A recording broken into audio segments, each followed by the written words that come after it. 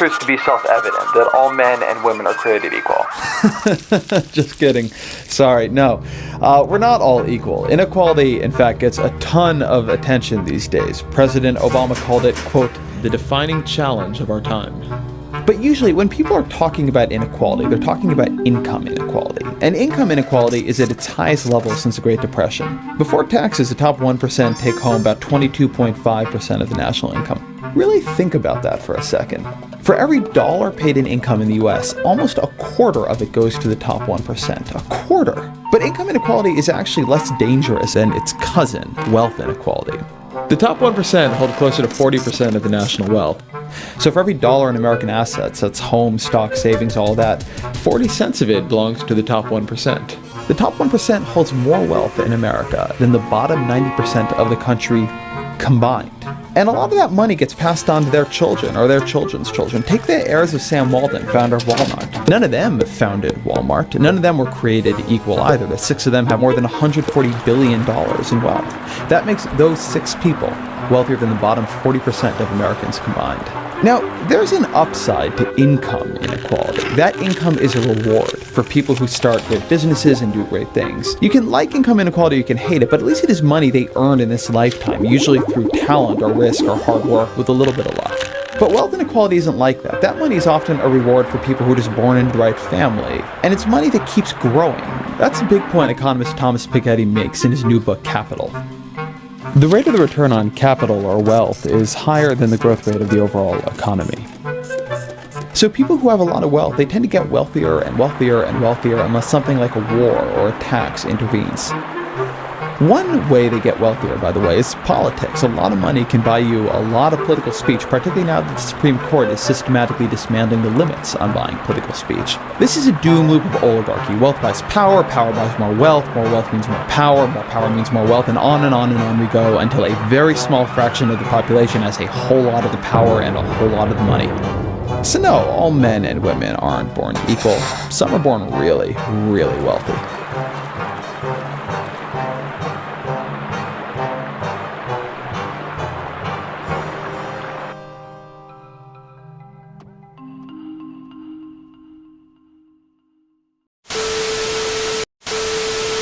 The best way to control melanated people is keeping them poor and disenfranchised, and this is what has happened to black people in America.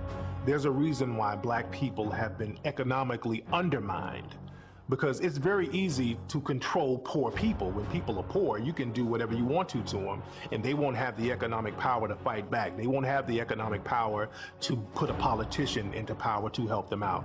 They won't have the economic base to really take care of their basic needs, so then you can control them any way you want to. See, white folk lend us money. They don't pay us, because they know that they're gonna get it right back. 1866 and up to about into the 1920s, black folk had the greatest economic achievement they've ever had in this country. Even though it didn't occur under integration, it occurred under segregation. Those black folk had managed to acquire over 20 million acres of land, according to the United States Census in 1920. 20 million acres of land. But between 1920s and 1950s, they lost almost all of it. Back in the 1920s up to the 1940s, we had black broom factories, we had black mattress factories. Almost every black major city had at least 2 cab companies. We had black bus companies, we had black shipyard up here in Baltimore. When I say black bus lines, I'm not talking about just having 3 or 4 buses. We had over 500 buses. And this is in Winston-Salem, North Carolina. And our bus company didn't just service just the black neighborhoods, it serviced the blacks and the white neighborhoods. We had 2 black cab companies. We had the Harris Cab Companies and the Campbell City Cab Companies. But they used to have their own restaurants, they had the best nightclubs in the country. The blacks had 2 baseball leagues. Each baseball league had 8 teams. We had over 500 of the best baseball players in the world. But what did they do? They wanted to integrate.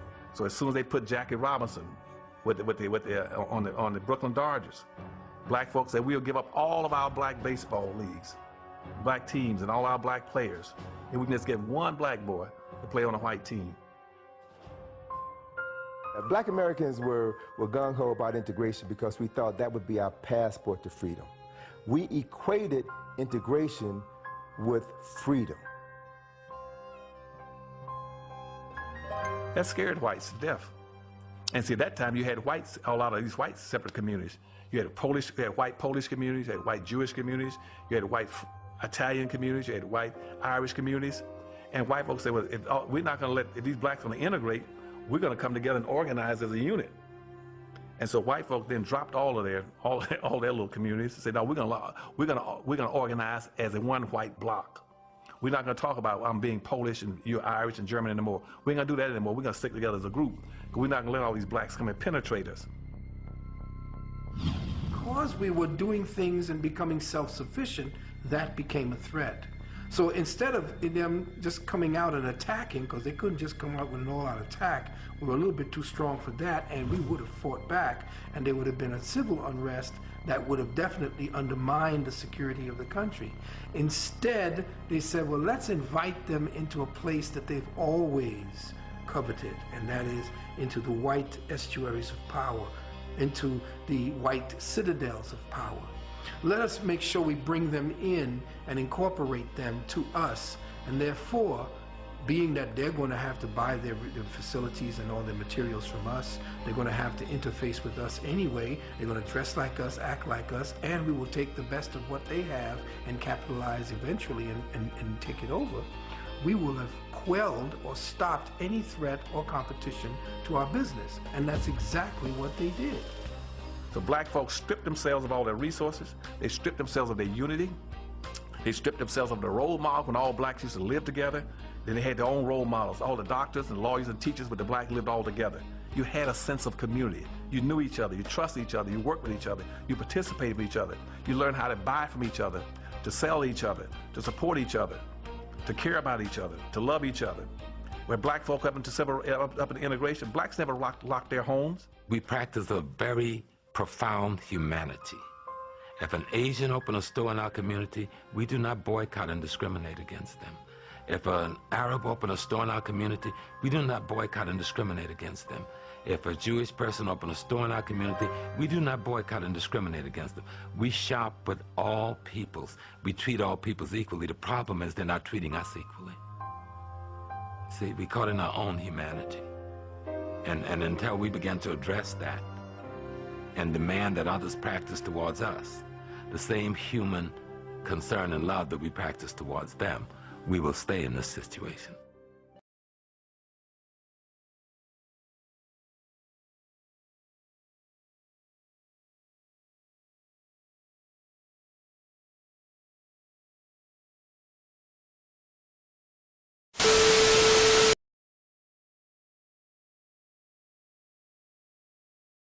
Hi, I'm Signa Mary McKernan, economist and senior fellow at the Urban Institute. If I asked you, would you rather have over $1 million or 160,000 in 30 years, what would you choose? Now consider this. What if for every dollar you earned, someone else earned too? How about if for every dollar of wealth you gained, someone else gained 6? In 1983, whites in their 30s had an average net worth of $184,000. Today, these whites, who are in their early 60s, have accumulated $1.1 million in wealth.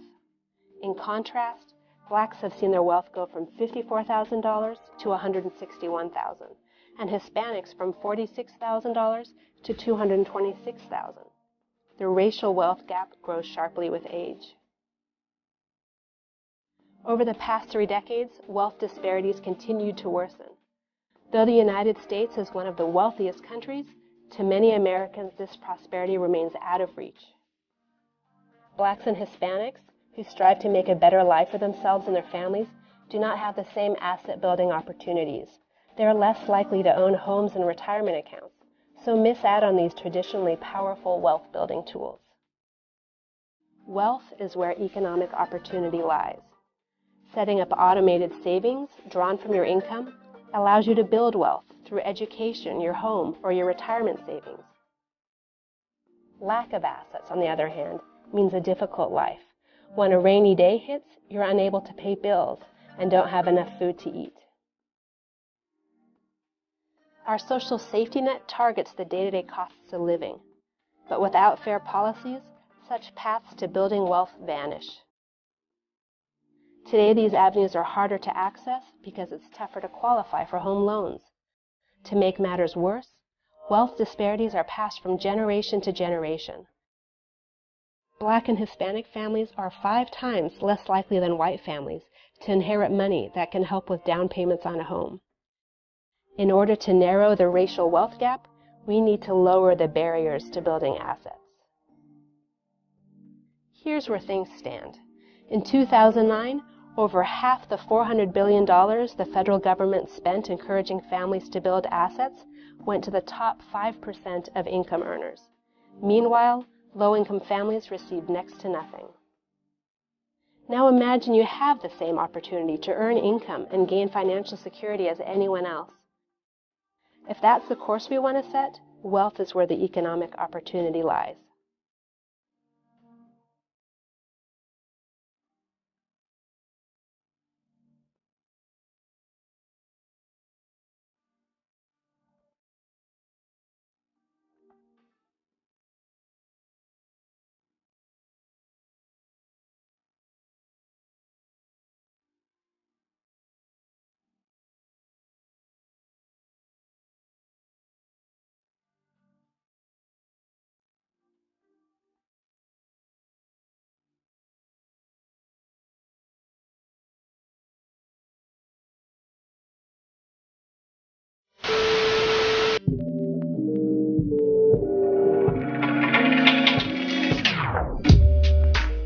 What's up guys, Cindy Michelle here for Complex Hustle. Whether you associate yourself with the melting pot of minority groups in this country or not, one thing everyone comes to America for is to generate wealth and reach financial freedom. But how even is the playing field in America? A new study shows that it's not a fair playing field at all, with white Americans having the lead for centuries. A study titled The Ever-Growing Gap by the Corporation for Enterprise Development and the Institute for Policy Studies concluded that it will take black families 228 years to accumulate the same wealth as white families. The report states, if the average black family's wealth continues to grow at the same pace it has over the past 30 years, it will take black families 228 years to accumulate the same amount of wealth that white families have today. Now, if the trend continues, the average wealth accumulation in white households will grow by over $18,000 per year. Latino households will grow by about $2,000 per year, and black households by just $765 a year. Now, you can even see this gap in the business world as well. Whites accumulate wealth at a 12-to-1 ratio to blacks, with African Americans having an average net worth of $11,000 compared to the $144,000 for whites. Now, some groups blame the era of slavery for setting people of color back economically. Although we're years removed from slavery, many believe that the economic effects of that time still affect people of color today. A group of more than 60 organizations affiliated with the Black Lives Matter movement proposed a solution, releasing policy platform that includes reparations and breaking up banks. The platform released last Monday calls for reparations, an end to the death penalty, and forgiveness of student loans. It also urges the federal government to officially acknowledge the devastating impact of 400 years of slavery, Jim Crow, and mass incarceration. Now, you may not agree with the solutions proposed by the Black Lives Matter movement, but you have to stop and realize that in a few decades from now, a majority of people in the US will be people of color, but will still have less wealth than the whites they outnumber. By 2043, the year in which it's projected that people of color will make up a majority of the US population, the wealth divide between white families and Black and Latino families will have doubled, on average from about $500,000 in 2013 to over $1 million. Now, that fact alone at least makes me want to research and explore solutions to close the wealth gap, whether it's backed by Black Lives Matter or not. We need a solution that both equals the playing field and doesn't diminish the wealth of those who have already attained it. For more stories like this, subscribe to Complex Hustle on YouTube and stay tuned for more entrepreneurial news. For Complex Hustle, I'm Cindy Michelle.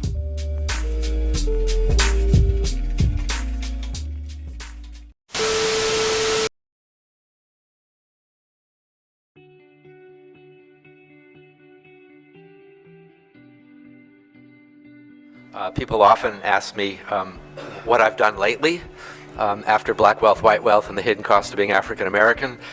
I'm working on it. And what I want to present today is not exactly a preview, but it's part of the way I like to season and process new data, and data that for me really gets to the heart of the conceptualization and the paradigm that I've been working on. So give me a few minutes to provide a little bit of context, and then let me get into the puzzles that I want to help us all try and riddle through. I've been involved with others, and increasingly it's a coalition of not just researchers and academics, but it's community organizers and advocates, and locally based community organizations across the country, including some national organizations out of the West Coast and in Washington, D.C.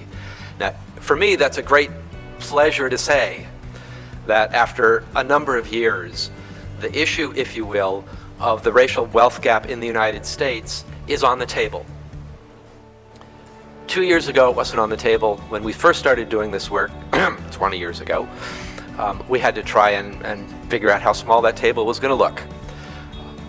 But at the 50th anniversary of a particular march on Washington, President Obama stood up there and said, and I think the paraphrase is relatively close here, that we've made great economic progress between the races, but the racial wealth gap is still growing. Now, those of us involved didn't need the president to say that, but it helps a lot in terms of the public conversation and the legitimacy involved. So I want to start with a little bit of conceptualization about why I think understanding family financial wealth is really important. And it can go right back to thank you to the previous presentation, David. It's part of the legacy, or part of the legacies. Unlike income, unlike a lot of other things that are supposedly achieved in American society, family wealth and debt is something that is first produced in particular historical periods under particular historical circumstances, where some groups, and I can lay this out later if we want in the question period, where some groups are provided with healthy, robust state incentives to gain, accumulate, and keep their wealth, where other groups are prevented from owning property, banking, etc. Part of the history, part of the legacy that I want to suggest has been transferred in different forms and formats up until the present day and into the future if we do nothing about it. Looking at family financial wealth not only helps us to crack open a window, I think, about how the past continues to impact the present, it also brings into the conversation not just the history, but contemporary policy and structures. And that's what I really want to end up focusing on today, hence my subtitle, if you will, The Continuity of Deep Structures. As another part of the context, let me suggest that the operative paradigm of much of the progressive and certainly all of the liberal movement around racial equality in the United States, at least from the 1950s, I would suggest up until the current day, has been a paradigm that's suggesting the biggest challenge or hurdle is lack of access and lack of opportunity. And we have been relatively successful in changing a lot of laws around equal access to education, equal access to financial services, equal access to the ability to purchase property, with all the caveats around the inherent discrimination that still goes with those. But the passage of those laws in the 1960s have been great successes. All, I want to suggest, built around the notion of removing the obstacles to opportunity. What I want to parcel and puzzle out today, or begin to puzzle out today, is going to be some data that suggests opportunity is really critically important. But it leaves aside how wealth is produced within particular structures in the United States, and that we need to look very deeply at what those structures are, and if we're serious, to figure out what are the particular pieces, especially the policy pieces of those structures, that we might be able to lift up, dissect, and reconfigure in ways that make them less racialized. So let me start with a few what I like to refer to as smoking gun facts. What is the racial wealth gap in the United States? Quickly, as opposed to income, wealth is everything that a unit, and let's think family here, everything a family, however one defines family, everything a family owns that has monetary value minus all of its debts. And quickly, that's a baseline idea of what family wealth is. Different from income. Income is that flow of resources one usually gets from jobs or substitute for jobs like unemployment insurance or disability, whereas wealth is a reservoir, a storehouse of resources that can be used, that most families tend to use that storehouse for moving ahead purposes, buying a home, starting a business, higher education, and those kinds of economic mobility purposes. In the United States, the racial wealth gap, looking at the median, half above, half below, median family financial wealth of white and first African American and then Latino households. A couple of baseline pieces of information. I like to go to the percentages. You can look at the numbers, if you will. Essentially, the median or typical African American household has 6 cents in wealth for every dollar of wealth that the typical white household has. Now, I probably should have started reminded us what the income disparity is. The typical median African American family has about 54 to 60 cents, it depends on the year, of income, of earned income, for every dollar of earned income that the white family has. And that is the standard that we typically have taken as what's the project around economic inequality in the United States. It's to close that gap. We've always complained, we've always saber-rattled what we now know to be true. America elected Donald Trump. And we now know what so much and so many of America think about us. But we've had that suspicion with, we can almost say it ain't nothing new. But now it's been proven, it's been proven. So this is a good thing. This, I think, will motivate us to understand that we are in a state of urgency. We are in a state of emergency, if you will. Interesting article in the Wall Street Journal, I hope you saw it. Interesting. It said that financial illiteracy is an American problem. That's what the Wall Street Journal said. Financial illiteracy is an American problem. And demanded that America, both the public, private, and independent sector, invest billions of dollars in bringing America to financial literacy. That's what the Wall Street Journal said in an editorial. Now, we know that when white folks catch a cold, black people catch pneumonia. So if financial illiteracy is an American problem, it is 10 times the problem in our community. All right. We understand that. Therefore, it is time for us to put economic development and wealth creation, closing the income and wealth gap between blacks and whites in America. I did not say blacks and Hispanics. I did not say blacks and Asians. I did not say blacks and Arabs. I said blacks and white folk. That's what I said. Because that's where our issue is.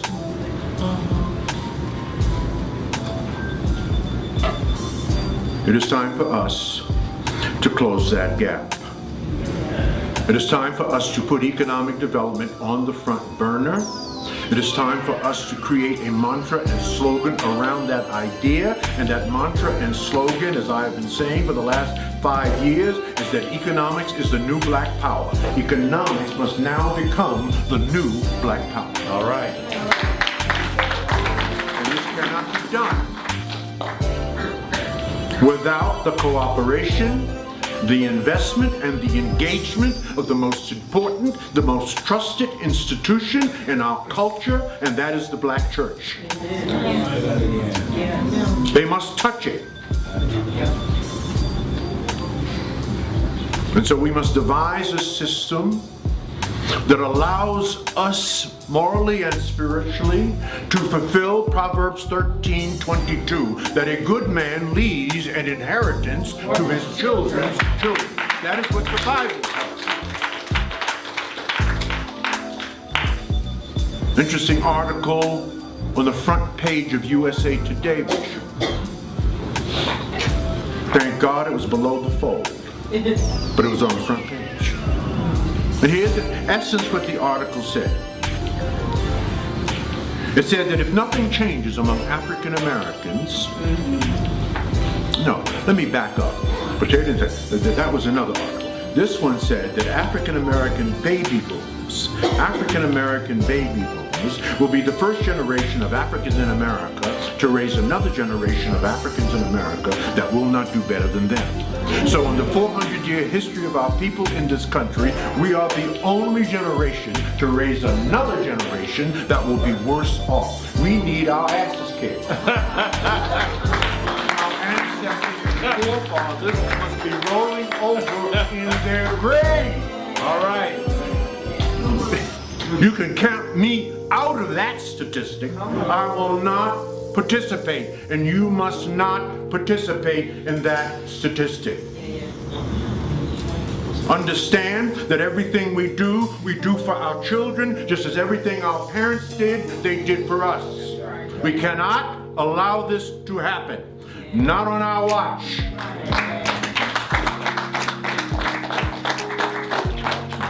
Further investigation, further studies, further statistics tell us, as written in the Institute of Policy Studies, a major report, a 200-page report on the wealth gap between blacks and white folks in America. Check it out on Google. The Institute of Policy Studies, April of 2016. Here is the conclusion of that study, and I quote from the study: if nothing changes among African Americans, it will take them 228 years, if ever, to close the wealth gap between blacks and whites in America, but it will take Hispanics 89 years. It will take us 228 years, if ever. I didn't add if ever. That's in the report. That's almost the amount of time it took us to become free from slavery. But why will it take 89 years for Hispanics and take us 228 years? Well, the answer should be obvious to everyone. What is the most important value in the Hispanic community? Familia, family. Therefore, they have two working on their economic state, and we have one. Damn.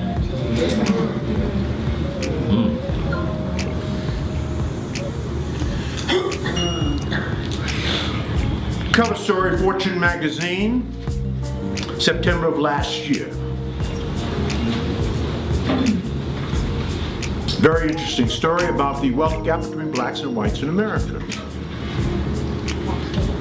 Here's the conclusion of that study. By 2053, just 10 years after the country is projected to become majority non-white, black median families will own zero wealth if current trends continue. 20 years later, Latino median families will follow suit. White median families will continue to own six figures, $247,500. Fortune magazine, last year. So the prediction, with all of the think tanks in Washington, D.C., is if we don't get our act together, we will have no money in a market-based economy and a democratic capitalistic society. We will work our way, brothers and sisters, into a second slavery. Now, that's not hype. I'm not exaggerating. The shots have been fired. The flares have been fired. So we can either listen and do something, or we can continue to party.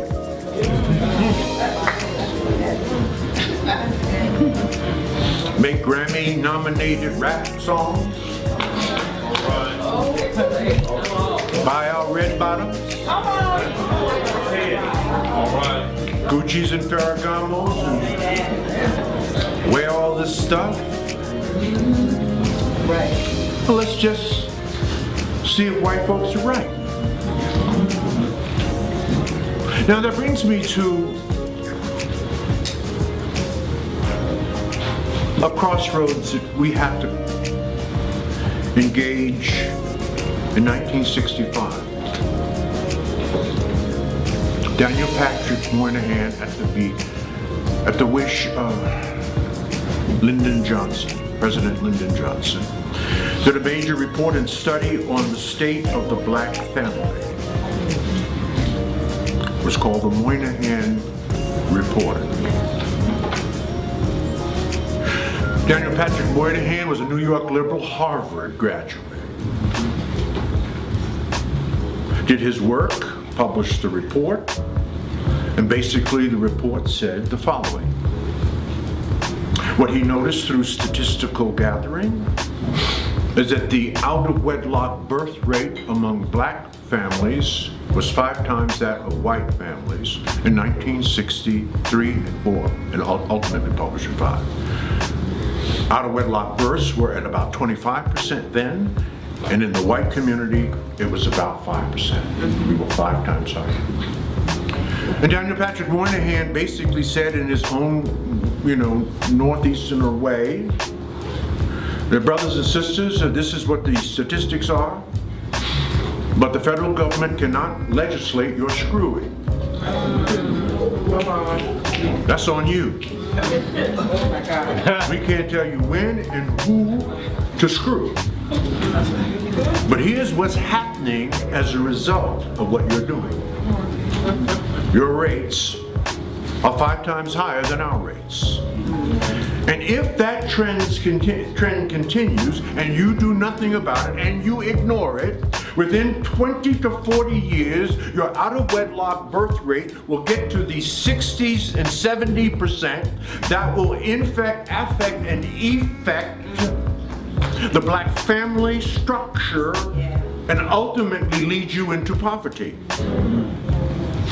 Oh, the report was published and we were pissed. Racist Daniel Patrick Moynihan. And we did nothing. And what happened? Exactly what they reported.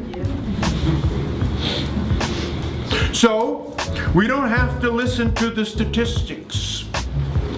We can just continue doing what we're doing. That's if you want to do that. I have chosen not to do that. Because although the prediction is that by 2053 this will occur to us, if you read the national coverage of the front page story in December of last year in the Boston Globe about black people and their money in Boston, it made national news. It's all on the national news, Bishop. Boston, one of the wealthiest cities in America. A home of America's most elite education, Harvard, MIT, Boston College, Bryn Mawr, Sarah Lawrence, Boston University.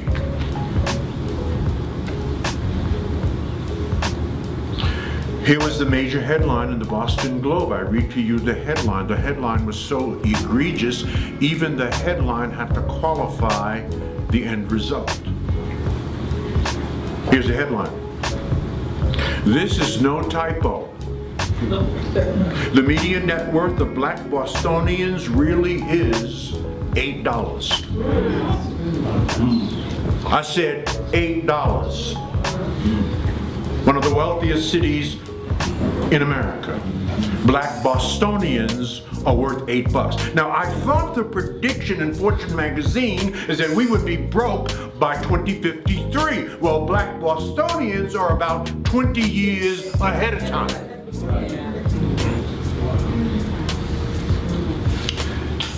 We don't have to do anything, but I'm recommending that we do something. I'm recommending that we tackle the problem. And I really see it. I talked about this earlier. I don't really see it as a problem because I'm an entrepreneurial thinker and have been all my life. I see it as a massive opportunity to provide education and training to 46 million black people.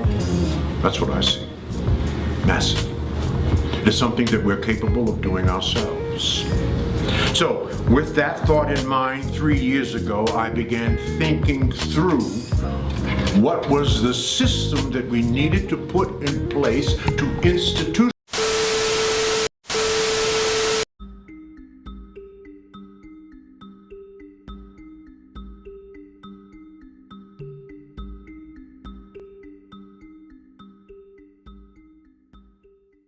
Black man in America for the past 400 years has been like a boy in the white man's house, begging the white man for a job, for food, clothing, and shelter. And then after the white man provides him with all of these things, he turns around and has the nerve to get angry at the white man when the white man tries to control his life. How can people, a group of people such as our people, who own no factories, have equal job opportunities competing against a race that owns the factories? The only way the two can have equal job opportunities is if black people have factories as well as white people have factories. And then we can employ whites or we can employ blacks, just like they can employ whites or they can employ blacks. But as long as the factories are in the hands of the whites, the housing is in the hands of the whites, the school system is in the hands of the whites, you have a situation where the blacks are constantly begging the whites, can they use this or can they use that? That's not any kind of equality of opportunity, nor does it lend toward one's dignity. What does a black man look like begging for a cup of coffee in a white restaurant and doesn't have a job to back up to pay for it when he does get the coffee? It's putting the cart before the horse. Instead of the Negro leaders having the black man begging for a chance to dine in white restaurants, the Negro leader should be showing the black man how to do something to strengthen his own economy, to give himself an independent economy, or to provide job opportunities for himself. Not begging for a cup of coffee in a white man's restaurant. Number one, he must have a knowledge of himself, and this gives him confidence in himself. He has been brainwashed by the educational system that exists here in America to the point where he feels he was a savage in the jungle when he was before he was brought here, and this destroys his morale.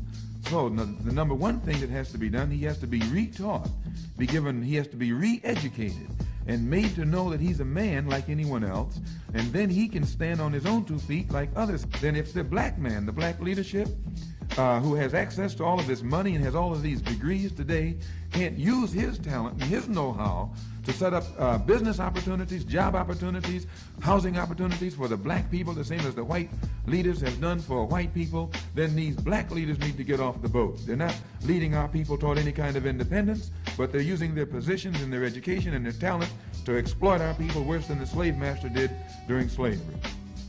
If white immigrants can come to this country 50 years ago with nickels and dimes and no education, and come here and pool their little nickels and dimes and no education, and set up little stores, develop these stores into larger stores, develop this into an industry which creates job opportunities for whites. Since Lincoln was supposed to have freed the black man 100 years ago, and today the black man, according to the government economists, has spending power of $20 billion per year. We feel that with the black man spending $20 billion a year, not setting up any businesses, not creating any industry, not creating any job opportunities for his own kind, he's not in a moral position to point the finger today at the white man and tell the white man that he's discriminating against him for not giving him a job in factories that he himself set up. If the black man has $20 billion, and these so-called Negro leaders are such geniuses that they can integrate white restaurants and integrate white factories and force themselves into that which the white man has set up, they should use this same ingenuity to show the black people how to pool our wealth and set up something of our own. And then we won't have to force our way into it. We should own and operate and control the economy of our community. You would never find, you can't open up a black store in a white community. White man won't even patronize you. And he's not wrong. He got sense enough to look out for himself. And you who don't have sense enough to look out for yourself.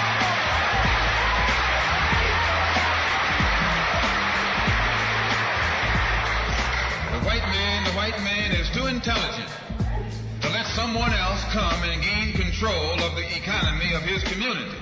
But you will let anybody come in and control the economy of your community. control the housing, control the education, control the jobs, control the businesses under the pretext that you want to integrate. No, you're out of your mind.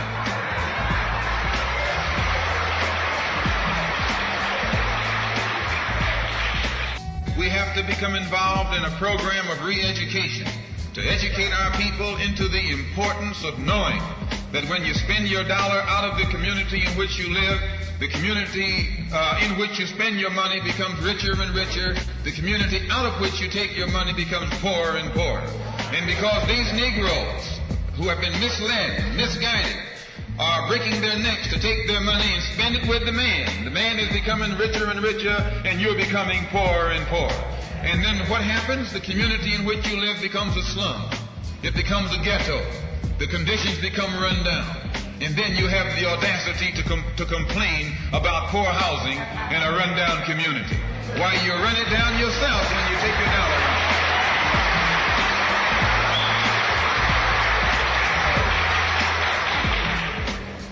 And you and I are in a double trap, because not only do we lose by taking our money someplace else and spending it, when we try and spend it in our own community, we're trapped because we haven't had sense enough to set up stores and control the businesses of our community. The man who's controlling the stores in our community is a man who doesn't look like we do. He's a man who doesn't even live in the community. So you and I, even when we try and spend our money in the block where we live or the area where we live, we're spending it with a man who, when the sun goes down, takes that basket full of money in another part of the town.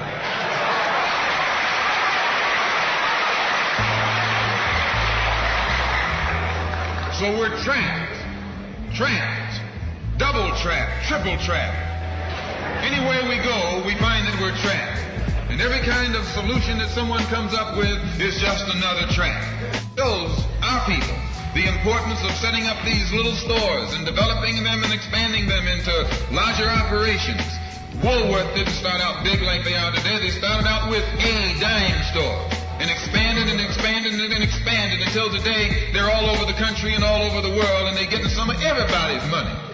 Now this, what you and I in General Motors, the same way, didn't start out like it is. It started out just a little rat race type operation, and it expanded and expanded until today it's where it is right now. And you and I have to make a start. And the best place to start is right in the community where we live.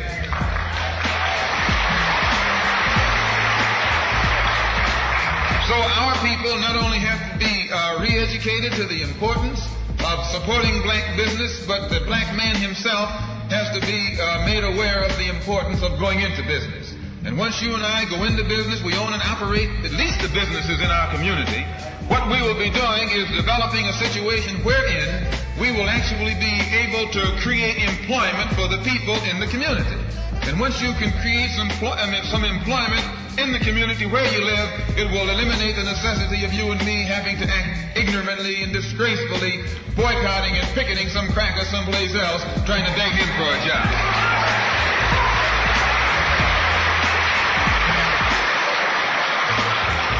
Anytime you have to rely upon your enemy for a job, you're in bad shape.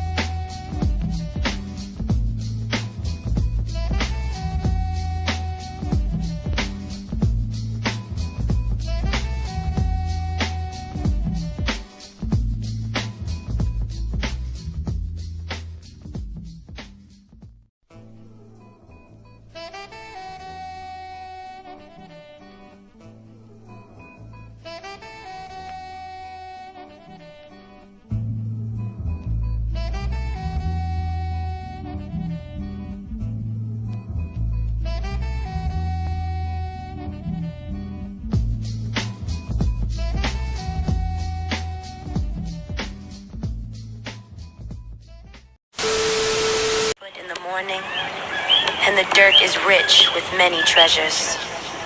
Vamos a la playa, you are free to transcend. You are free to be creature, and you are free to bend.